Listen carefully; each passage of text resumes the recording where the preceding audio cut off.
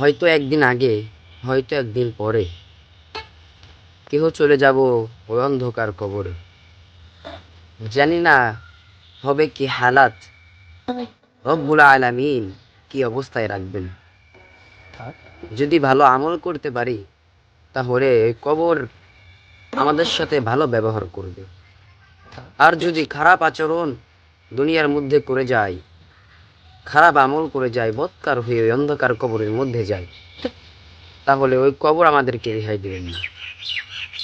মাটি আমাদের দুই পাশের হাড় চাপ দিয়ে ধরে রাখবেন, সেটা আমাদের সহ্য হবে না কখনোই।